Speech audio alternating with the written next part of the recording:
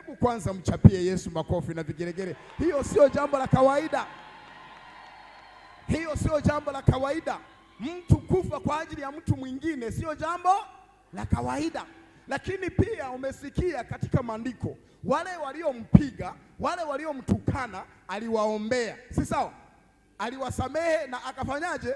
Akawaombea. Sasa mshimgeukie jirani yako mwambie, wewe wale maadui zako huwa unawaombea?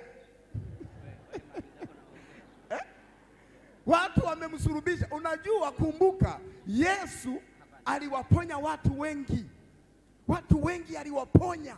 Vipofu walitembea kwa jina lake. Viwete walipona. Watu mbalimbali walifunguliwa maisha yao. Lakini siku ile anasulubiwa, wanasema asulubiwe, alijifanya. Wakasahau kwamba alifanyaje? Aliwaponya. Wakasahau kwamba aliwalisha mikate 5 na samaki wangapi? 2. Wakasahau, wakasema asulubiwe. Lakini yeye hakujali, akaishia kuwasamehe na kufanyaje? Na kuwaombea. Hebu mchapie Yesu makofi na vigelegele. Sio jambo la kawaida. Bwana Yesu asifiwe. Sio jambo la kawaida. Mwambie jirani yako, sio jambo la kawaida. Maana mimi nimejaribu kufuatilia hapo, wakati mkiwa mnakula chakula, mtu tu yule mgawaji akisahau akaweka chakula kingi kwenye sahani la jirani yako, unakuta mpaka mtu anachanganyikiwa, anasahau kama vile yuko kwenye mkutano. Angalia yeye wamemuongezea, angalia yeye. Mtu mpaka nakasirika, anasahau kama yuko kwenye nini? Kwenye mkutano. Lakini Yesu hakutoka kwenye barabara yake, hakutoka kwenye points, aliendelea kusonga mbele. Pamoja na matusi yao, pamoja na mashutumu yao, hakuyaangalia, aliangalia kusudi alilokusudiwa na Mungu. Hebu mchapie Yesu makofi na vigelegele. Haleluya! Bwana Yesu asifiwe. Naomba nikwambie kitu kimoja. Kila mtu anayeishi hapa duniani ana kusudi lake. Kuna kusudi ambalo Mungu amelikusudia ndani ya kila mtu. Asubuhi wakati wa ibada ya maombi niliwaambia, kule mbinguni Mungu kuna makabati mengi sana ya watu, na kuna ramani kwamba huyu mtu atazaliwa kupitia fulani na fulani wataoana, halafu huyu atazaliwa kwao, na atakapozaliwa atakuwa dokta kule, atasomea shule fulani, atafanyaje, na baadaye ataendelea, na baadaye atamaliza shule za sekondari na vyuo, na ataajiriwa au atajiajiri, atafanya kazi na watu wengi watamtegemea. Hiyo ni ramani ya kila mtu. Mgeukie jirani yako mwambie, na wewe kuna ramani yako.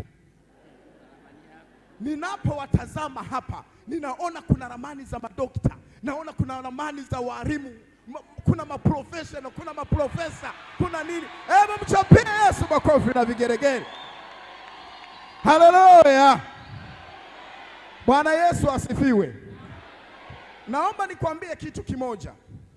Hakuna aliyezaliwa kwa bahati mbaya. Kila mtu alizaliwa kwa bahati nzuri. Mgeukie jirani yako mwambie, wewe ni mbarikiwa katika jina la Yesu. Mwambie, wewe ni mbarikiwa katika jina la Yesu. Haleluya! Bwana Yesu asifiwe. Kuna mtu mmoja anaweza wakati mwingine, mimi nilizungumza na mtu mmoja, kijana mmoja nilizungumza naye pale Kasu. Akaniambia, nilikutana naye wakati niko kwenye mizunguko yangu. Nikamwambia, kijana vipi, mbona uko hapa? Akasema, mchungaji, yani mimi hapa kila nikifanya mtihani testi na kuwa wa mwisho. Kwa sasa nimejaribu kutafakari. Babu yangu hakusoma, bibi yangu hakusoma. Nimeangalia hata kwa wajomba hakuna aliyesoma. Nimeangalia hata kwa mashangazi hakuna aliyesoma. Baba na mama ndo usiseme. Yaani mimi ni wa kwanza kwenye familia yetu kwenda shule. Kwa nilivyoona hata nikisoma haviingii, kwa hata mimi nataka tu niviache. Sasa baadaye nikagundua huyu mtu amehama, ametoka kwenye ramani yake. Nikasema simulaumu. ila nitamuombea kwa sababu ametoka kwenye ramani yake. Kufeli si kwamba wewe hujui, ila kuna kitu kiko kinakupoteza, ila kikikaa sawa utajua na utaendelea. Hebu mchapie Yesu makofi na vigeregere. Haleluya! Bwana Yesu asifiwe.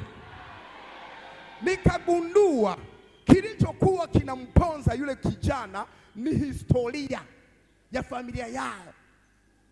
Historia ya familia yake alienda nayo darasani.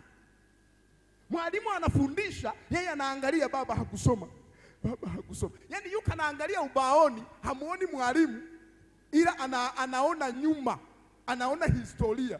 Sisi kwetu hakuna aliyesoma, kwa hiyo hata mimi sitafaulu. Mwalimu anaonekana anamtazama mwalimu, lakini macho yake ya rohoni yanatazama madhaifu ya kule nyuma. Hebu sema madhaifu yote yashindwe kwa jina la Yesu. Kataa roho za udhaifu katika jina la Yesu. Haleluya! Bwana Yesu asifiwe. Bwana Yesu asifiwe. Kama tuko pamoja, hebu nyosha mikono miwili juu. Hebu mchapie Yesu makofi na vigeregere. Haleluya! Bwana Yesu asifiwe. Sikiliza nikwambie kitu. Historia ya maisha unaweza ukaitengeneza wewe. Hata kama kuna watu wengi kwenye ukoo wenu hawakuwahi kufanikiwa, lakini wewe ndiye utakayetengeneza historia, ili watoto wa ndugu zako na mabinamu na mashangazi na manini wajifunze kutoka kwako. Hebu mchapie Yesu makofi na vigeregere. Haleluya! Bwana Yesu asifiwe. Nataka nikwambie kitu kimoja. Kila mtu ana baraka zake. Kila mtu ana baraka zake. Mimi huwa nawaambia, mimi sifichi. Huwa nawaambia. Yaani hakuna mtu ambaye anaweza asiendelee eti kwa sababu fulani, kwa sababu ya wazazi. Ukiyaweka chochote unachojitafakari kina nguvu. Kuna mwingine anaweza katafakari vitu ambavyo havina ubora, havijengi ubora wa maisha yake. Hivyo vitu navyo vitafakari vinaweza vikakuharibu, vikakuondoa kwenye kusudi. Sikiliza, tujifunze kwa Yesu. Ramani ya Yesu ilikuwa ni kuzaliwa, asurubiwe, apigwe, atemewe mate, afe pale msalabani, ili sisi tuweze kufanyaje? Kuokolewa. Kama Yesu angeukwepa huo mpango, maana yake sisi tusingefanyaje? Tusingeokolewa.